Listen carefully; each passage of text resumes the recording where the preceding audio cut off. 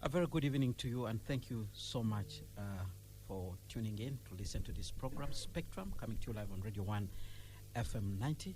We're broadcasting from the Central Building here in the heart of our city, Kampala. We're live on our website, which is www.radio1fm90.com. You click on the icon with the word Listen Live. This radio station is also live on the different radio listening apps, which you can obtain from the apps of your smartphone. You download, look for Radio 1 FM 90, and as long as you have an internet connection, you'll be able to listen to us from anywhere across this globe.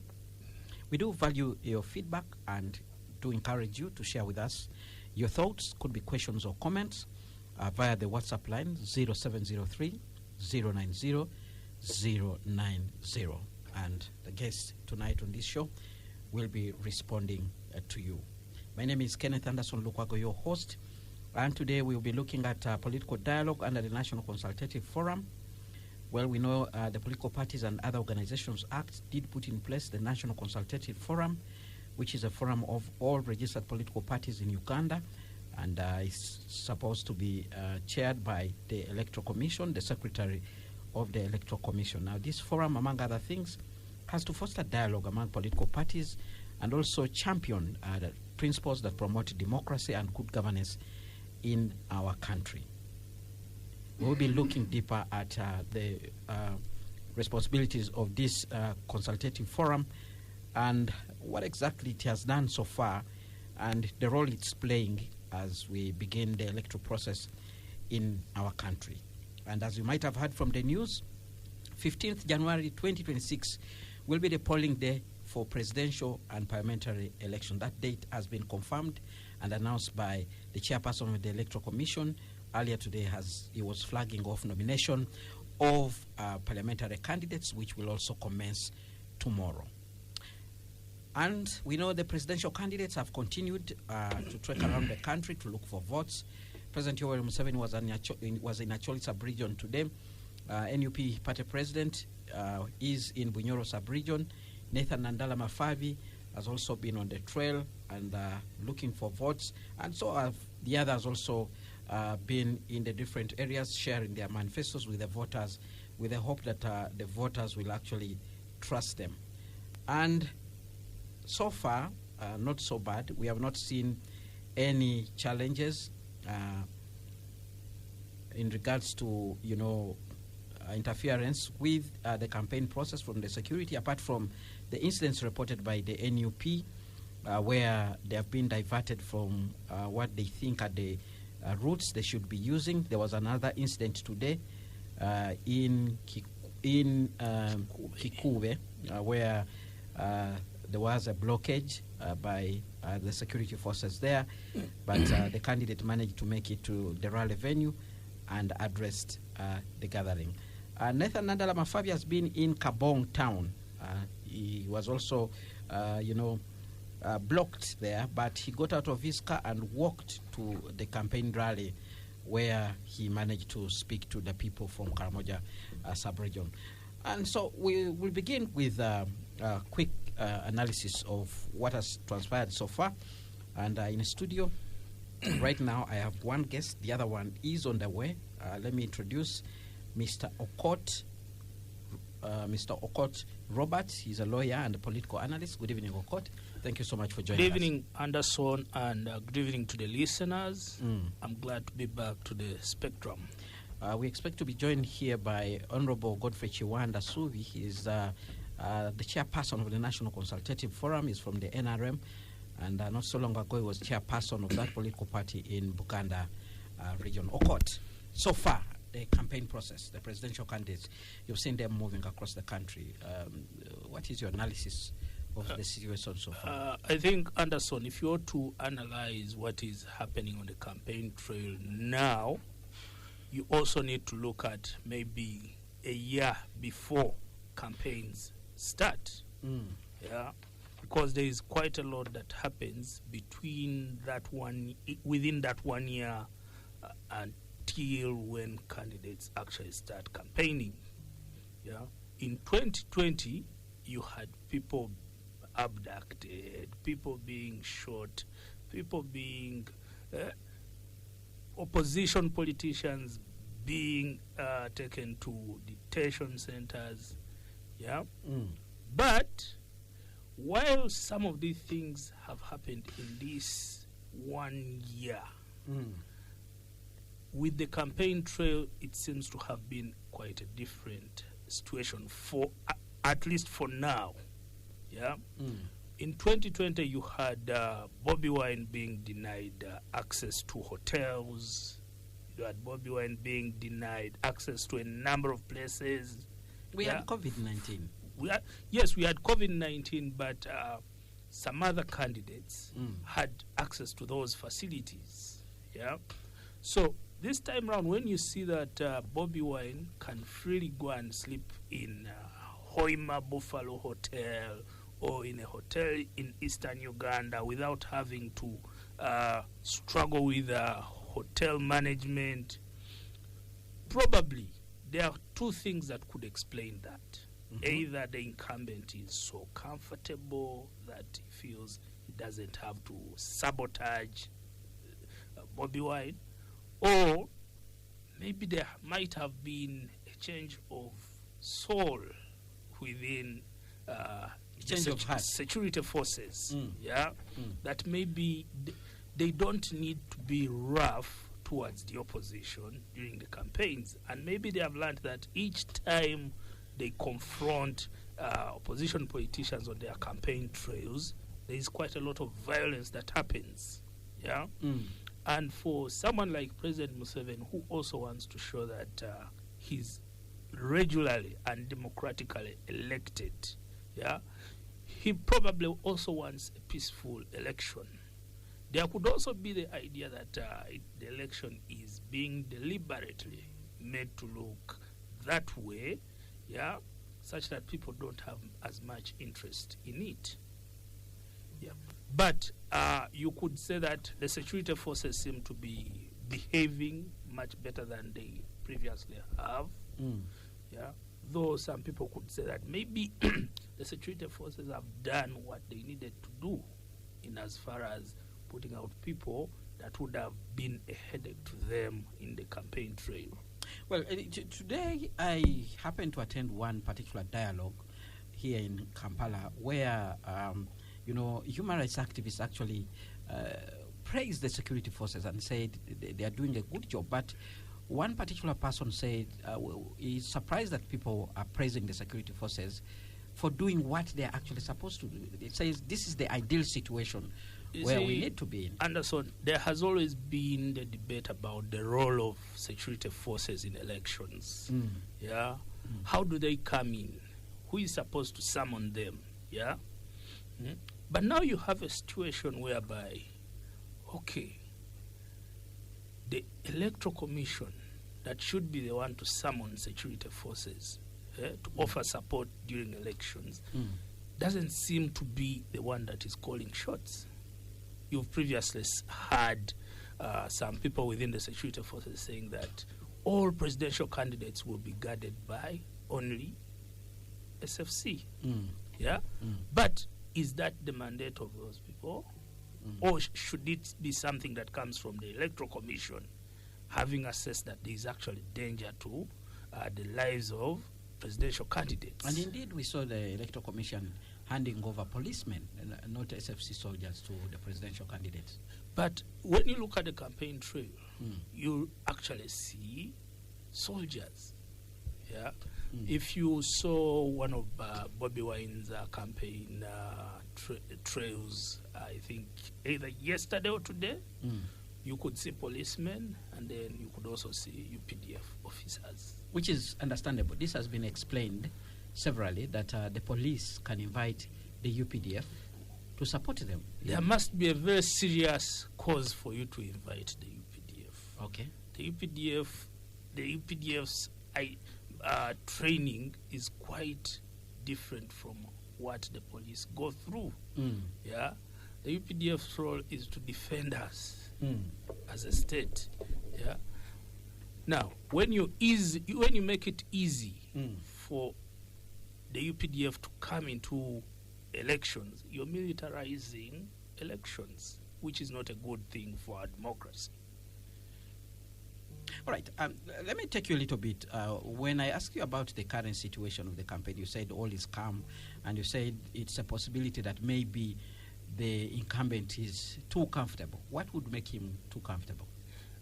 You see, you need again to look at how Bobi Wine comes onto the political scene. Yeah, 2020, that was a big wave. Yeah, it doesn't seem to be the same situation now. Yeah, he has probably made some enemies within his party, enemies that have an equally big following. Yeah. So it might not be the same thing. Yeah. So that might have given the incumbent room to penetrate his political party and other opposition political parties to his benefit. And I can be somewhat sure that Bobi Wine may not have the same number of MPs as he had in 2021 because of largely the internal divisions that he's been facing, at least in the last 6 months, I could say. But again, you see, there is that theory again that the incumbency might be trying to deliberately make this election as slow as possible. Biology doesn't seem to be also on the very good side of the incumbent. He's a bit older now. He may not have the same energy that he had 2 elections back, where he would do about 4 campaigns in every district. Yeah. So all those factors need to be looked into in trying to understand the current trend vis-a-vis the previous trends in the other campaigns. Well, I'm surprised you're saying that this time around, Bobi Wine and his NUP party may not perform better. Yet they have attempted to respond to one of the things that they were actually being questioned for. Many people were telling them, you have no manifesto. Right now, when you follow his campaigns, wherever he goes, he's talking about issues. He's not talking a lot about removing Museveni. He's saying, vote for us because this is what we represent. And the campaign seems to be structured on addressing issues in the particular areas where he has been campaigning. Doesn't that add value to his campaign? You see, having a good manifesto is one thing. As to whether that is what attracts voters to you might be another thing.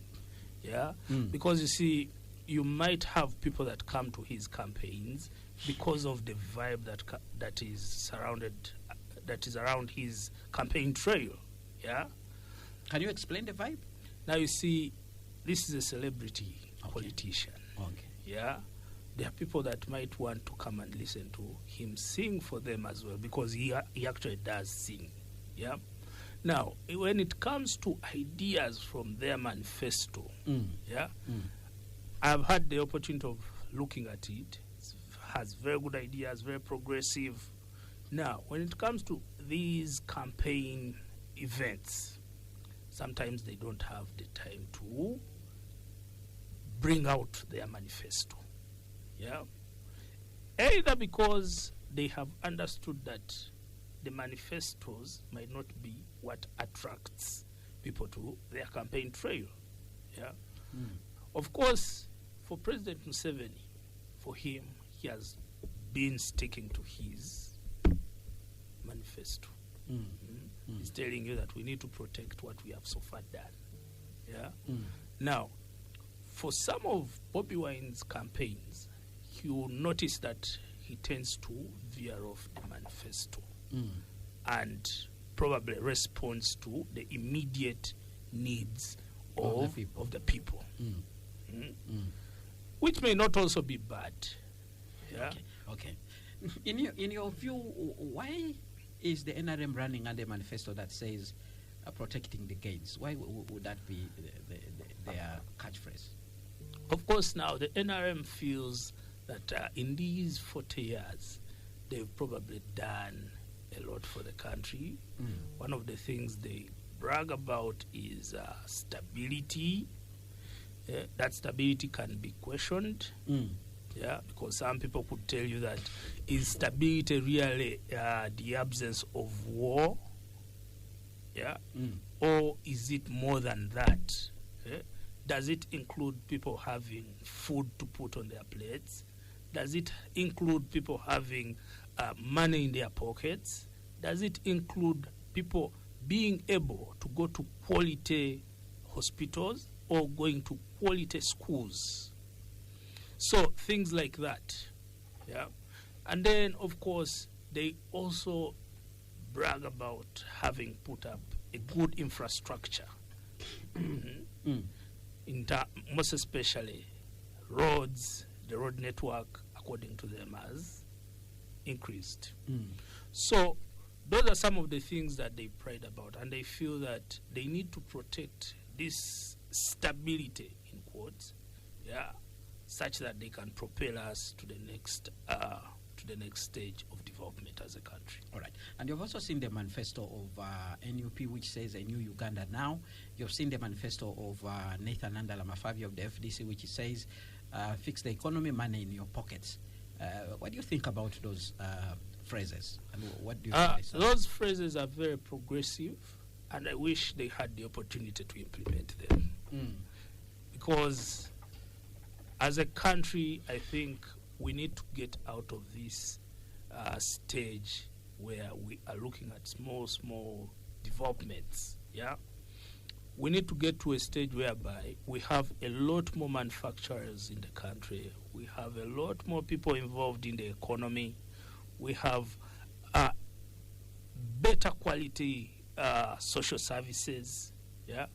And for us to get to that, it means that we need to do more than what the current government is doing. All right. Spectrum on Radio 1 FM 90.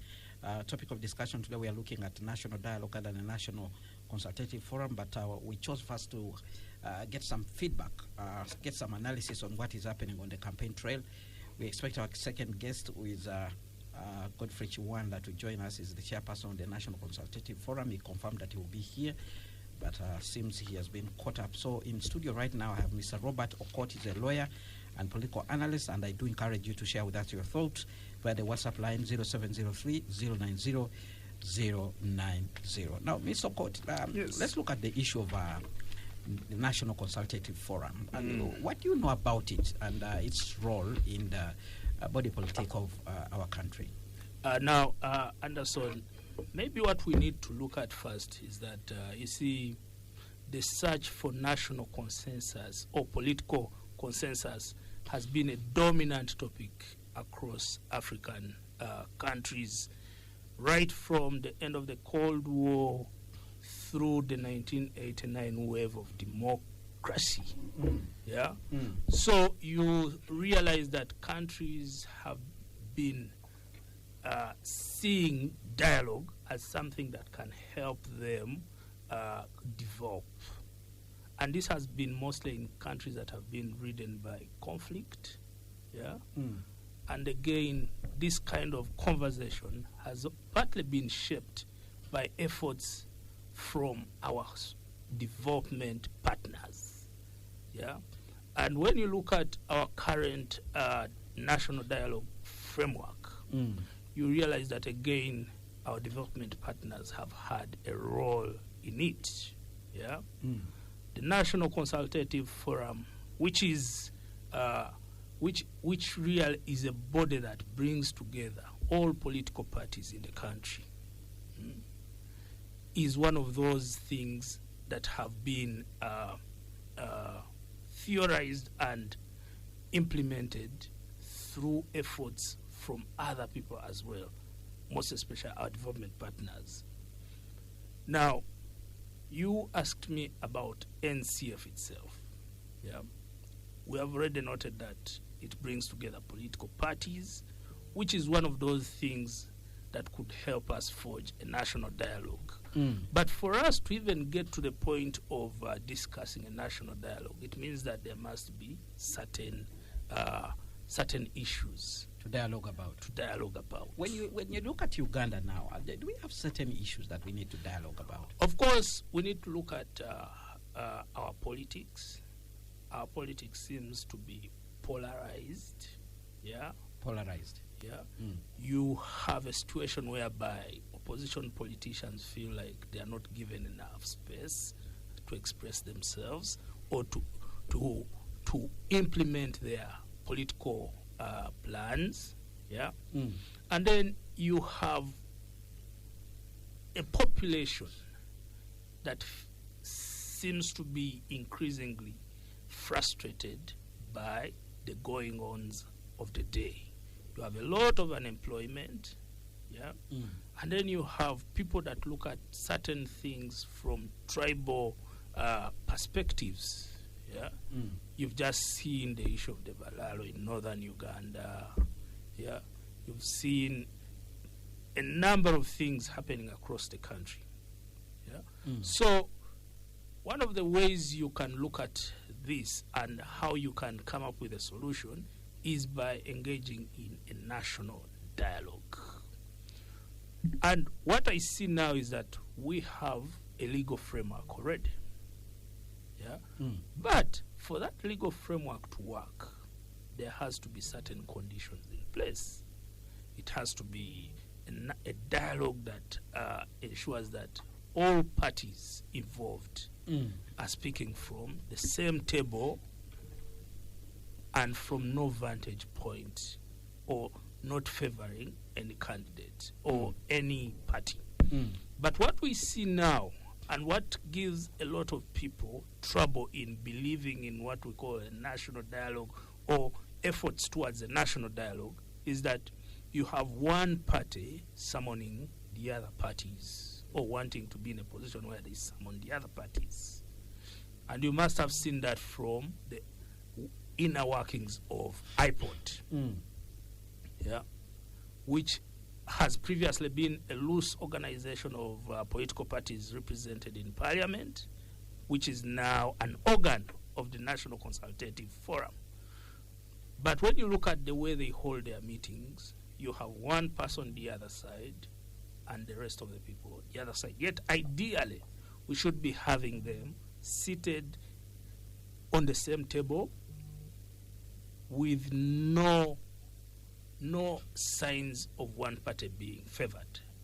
Even the locations where these meetings are held matters, because if you invite parties to the iPod, to State House, yeah, where you have control, yeah, do you really expect them to air out their grievances as expected? It may not be possible. Why not? State House is a national institution where any of these political parties can find themselves. Yes, that is the ideal situation. But looking at our recent and past history, it clearly shows that whoever is in that house seems to use them mostly for their own interests. All right. Spectrum on Radio 1 FM 90. We're going to go for a break now. My guest this evening is Mr. Robert Okot. He's a lawyer and political analyst, and we are looking at the topic, or we are looking at the quest for national dialogue under the National Consultative Forum, which is an organ that brings together all political parties in Uganda. That organ is constitutional, and there's been more attention on IPOD than the National Consultative Forum, but now we understand that IPOD is now a department under the National Consultative Forum. Actually now an organ. An organ. So we'll be discussing that dynamic and what it means for political parties in Uganda. Of course, there are issues of funding that have just been a main topic in the few past weeks, but we'll also be looking more at the views that will be coming in from the listeners to understand, do they think this country needs a national dialogue based on some of the issues that you brought out as we discuss this matter. Stay tuned. Radio 1 FM 90 Spectrum continues after this break. Spectrum on Radio 1 FM 90. Well, thank you so much for staying with us on Spectrum, live on Radio 1 FM 90. Our topic of discussion today, we are looking at dialogue under the National Consultative Forum. And I have a guest in studio who is Mr. Robert Okot, a lawyer and political analyst. We expected the Honorable Godfrey Chiwanda Subi from the NRM to join us. He's the chairperson of the National Consultative Forum. He confirmed he'll be here, but he's yet to make it to this studio. Nevertheless, we continue with the discussion. Now, Mr. Okot, before we even move deeper to look at the issue of iPod now being under a National Consultative Forum, there's an issue you raised among some of the would-be, hindrances to meaningful dialogue in our country. And I wanted to sum it up in what they call the power of the incumbent. Well, you have a sitting president who he's at the same time the party leader, but in the context of today, he's also the presidential candidate, and he's running, and he moves with his office. Some people have been saying, listening to his campaign messages, and one would ask, is he now speaking as a president? Is he now speaking as the candidate? It's a little bit confusing, but that's where we are. Kenneth, you see, our constitution was crafted in such a way that someone does not cease being a president because of a campaign. So they continue performing their roles as the president, and that issue was seriously discussed in the 2016 presidential election petition, because here you were, the president implementing a government program through the prime minister, handing out handholds to people. How would you differentiate from President Museveni, the candidate, and President Museveni, the president? So those are some of the challenges that we keep having in this kind of system that allows the incumbent to continue performing the roles of the president. But that seems to be universal. Everywhere you go, the incumbent still performs those roles. I may not have them off cuff, but there are some countries that have decided that when someone is contesting for the seat of president, they need to first give up certain functions of the incumbency, such that you try to create a level playing field with other candidates. Here in Africa, do you have examples? We could look at countries like Ghana, because their democracy seems to have moved way ahead most of us. All right. Let's now move on. We need to look at this issue of iPod and the National Consultative Forum. And the debate that has been going on about funding. At what point does iPod become part of the National Consultative Forum? Now, Scott? maybe we need to first understand the history of iPod.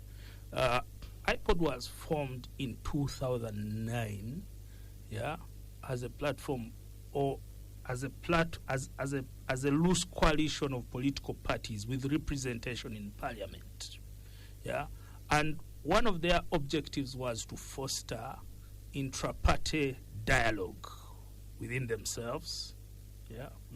And at that time, they were being hosted by the Netherlands Institute for Multi-Party Democracy, supported in terms of technically, but also financially. Now, that happened for some good time till 2021, when the National Unity Platform and FDC refused to join the iPod. And of course now, the Netherlands Institute for Multi-Party Democracy decided to withdraw their support to iPod, because they were also offering some financial support.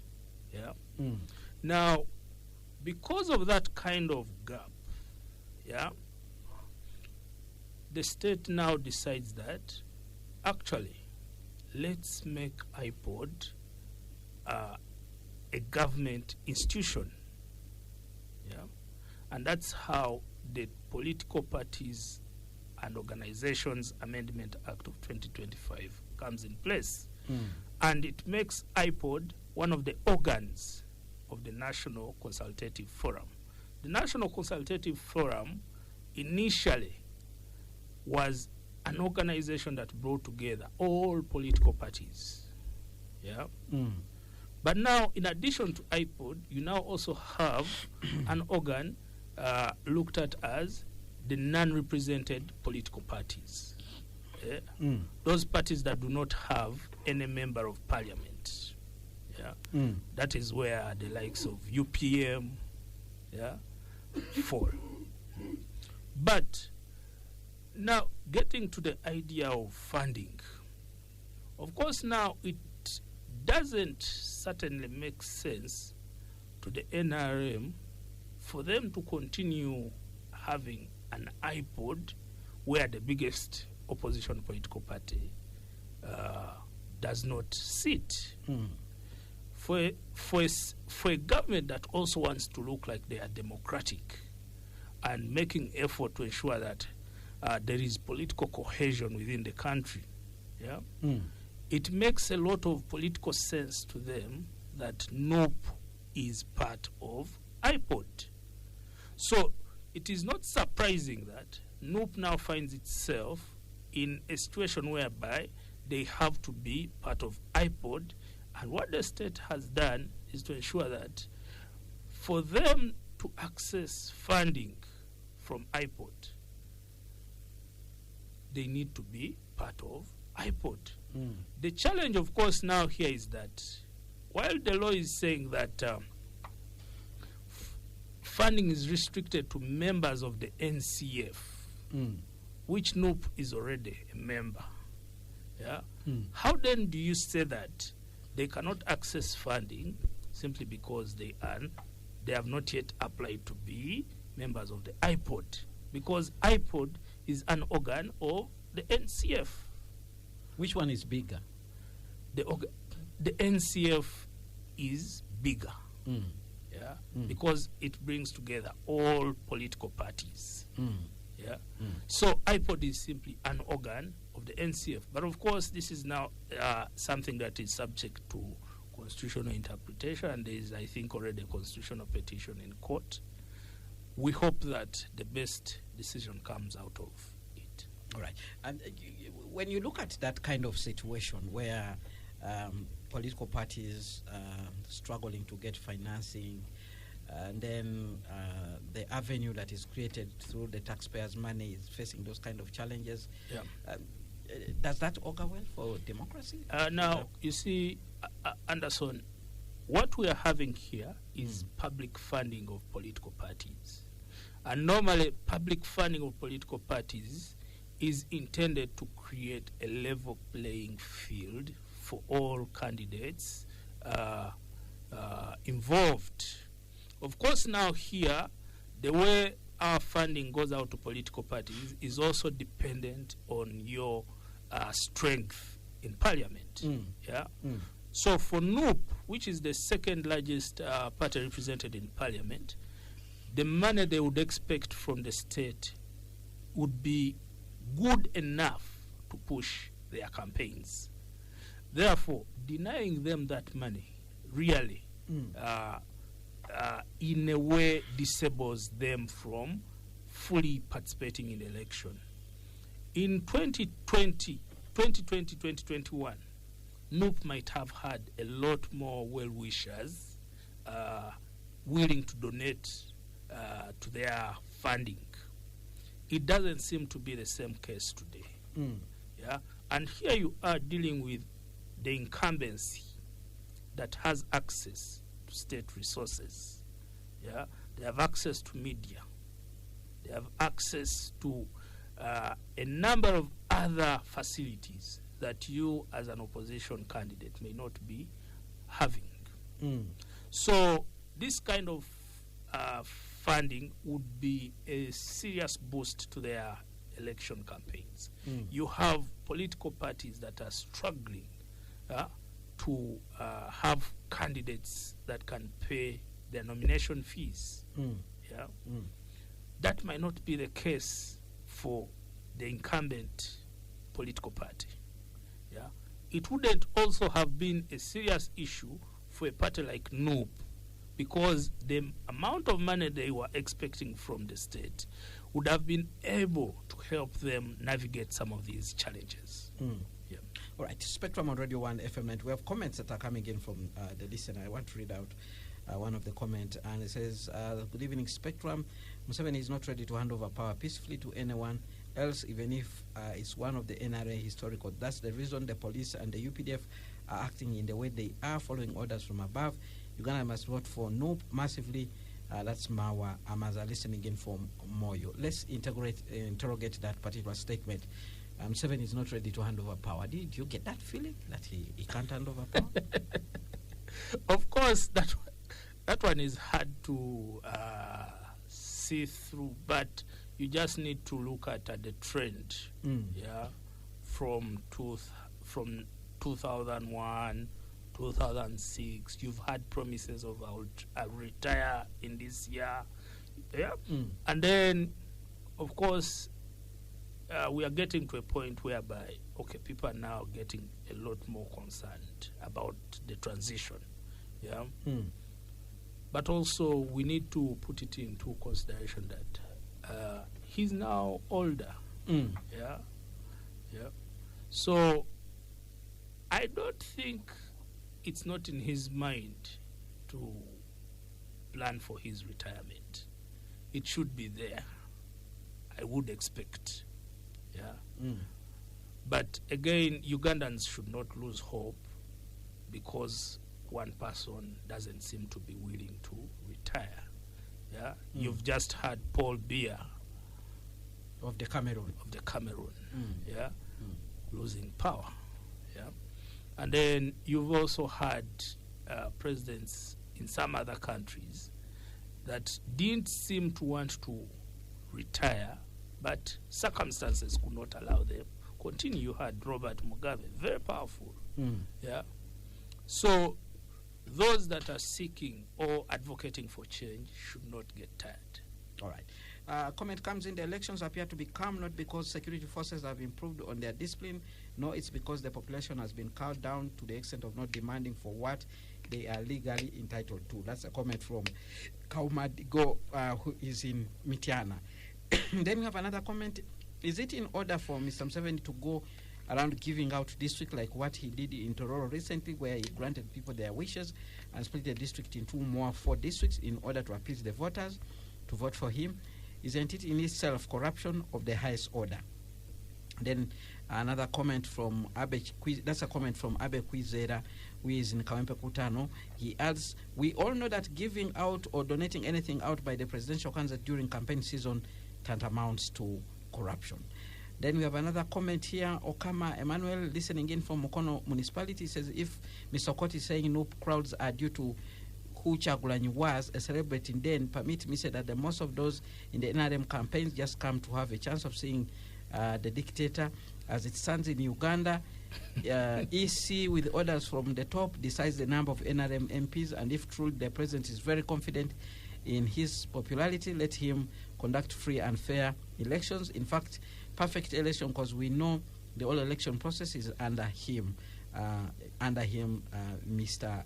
Museveni. This continued reference to President Yoweri Museveni as a dictator.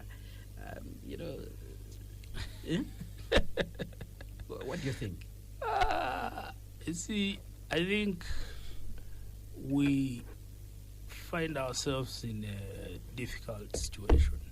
Because when you call him a dictator, he will tell you that, but you see, you elect me after every 5 years. Meaning that you are satisfied with my democratic credentials. Yeah. But of course, there are things that really make people come to such conclusions. Of course, when people see abductions, when people see human rights violations, yeah. For those that have lived before this regime, they seem to be in that situation whereby they are reminded of certain things that were done by people we really regarded as dictators. Yeah. Right, we have another comment. Ugandans must wake up. It wasn't easy to get President Moi out of power in Kenya. Late Honorable Raila Odinga really suffered. We need a protest vote for NUP. Sam Opio in Soroti City. Would you draw parallel between Uganda and Kenya, where we are at the time of Daniel Arap Moi? I think Kenya has grown quite strongly when it comes to their democracy. Yeah. And again, when you look at the way they handle themselves during and now after the elections, they seem to portray a more mature democracy. Yeah. When you look at the way Raila Odinga was relating with President Kenyatta, Uhuru Kenyatta, and then President William Ruto, even when he seemed to be very bitter, yeah, losing elections to them, you see that even after the elections, they still find a middle ground and see that they are trying to move their country in a better direction. Yeah. So for them, you'd give it to them that yes, they have serious challenges. Yeah, political violence is not new to them, but they also seem to be making progress towards having a united country, most especially when it comes to elections. All right. We're moving towards the end of this discussion, Mr. Okot. Very quickly, I would like to hear from you. We have nominations of Parliament that begins tomorrow. There are some people who have actually been saying that probably there's no a lot of political activity. The security has not been stretched. They have not reached that point where they will be running left, right, and center. So now we are going to have parliamentary campaigns also kicking off. At the same time, you have parliamentary campaigns. Then we are going to also have these other lower units, the mayors and all these people, the councillors, they're all going to be doing campaigns. What do you read going forward as the campaign process continues? I think maybe what I forgot to say is that it might be too early for us to say that security forces are behaving well because they probably have not yet faced very serious situations that require them to respond with violence or to start the violence. Yeah, because what normally we've been seeing is that a campaign event goes violent depending on how the security forces treat the people in that event. Yeah. So maybe when members of parliament also start campaigning, we might be treated to some of their true colors, or the colors that we've always known them to have. But again, even within these presidential campaigns, still MPs are also campaigning.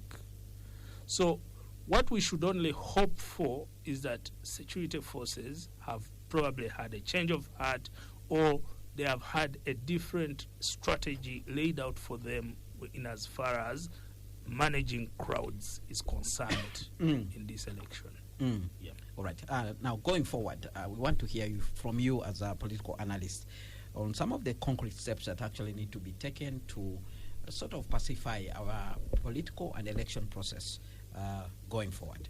I think, one, we badly need a national dialogue.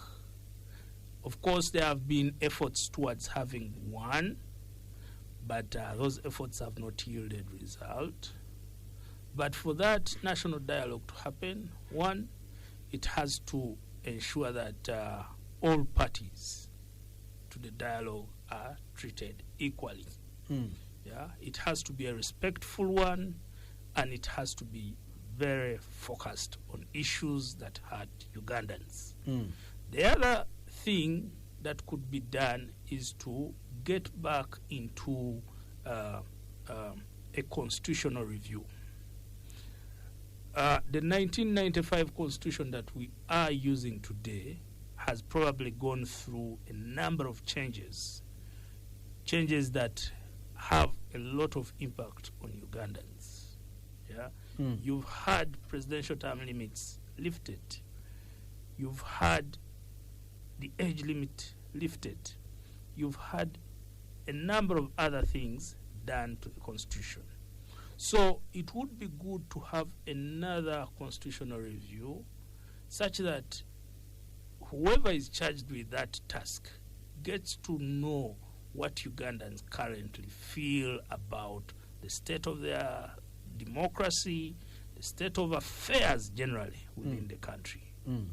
And that would help us forge or come up with a better document to guide us through the next centuries or so. So we need to revisit our constitution. Is that what you're saying? Yes. The constitution has just marked 30 years. Yes, We have just marked 30 it years. has just marked 30 years, Mm. but from what we've seen, it seems to have undergone a number of changes, and the times have probably also changed, and we need to ensure that the next document caters for interests of Ugandans.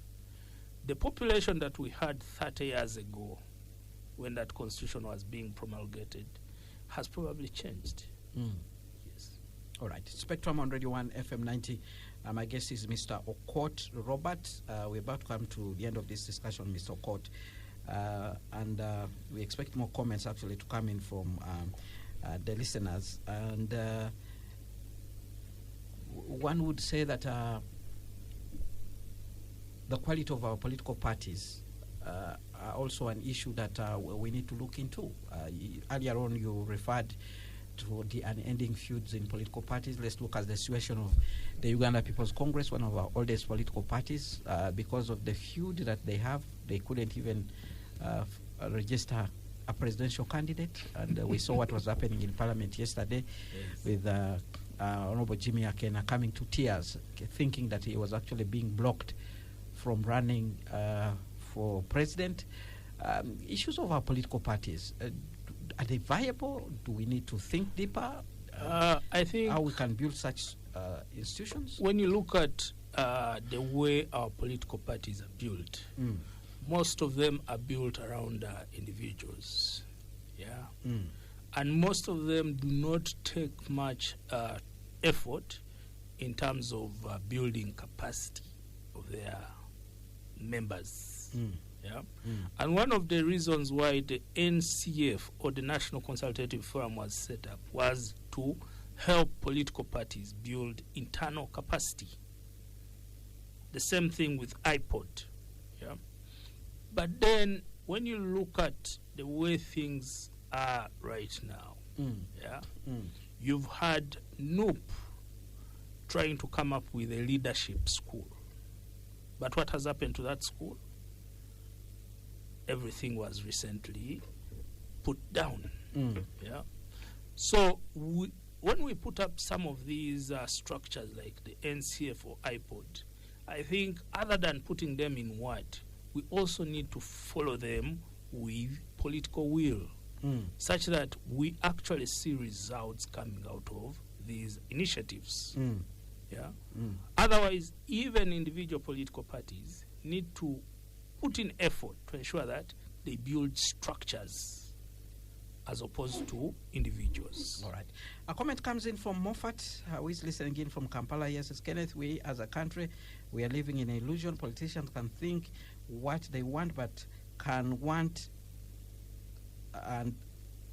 politicians can think what they want, but can't get what they want. Every structure is already aligned to keep politicians within certain limits. The limits are invisible because they seem natural. They all seem like choices, but the system not only produces ignorant structures, but it also uses ignorance to defend itself. Well, with that comment, I think we come to the end of this discussion. I want to thank you, Mr. Robert Okot, for sparing time to be with us this evening. Very quickly, a comment just comes in from Honorable Asman Basalo, says, can you build structures for parties in the country which has a restrictive political environment? That's a comment that comes in from Mr.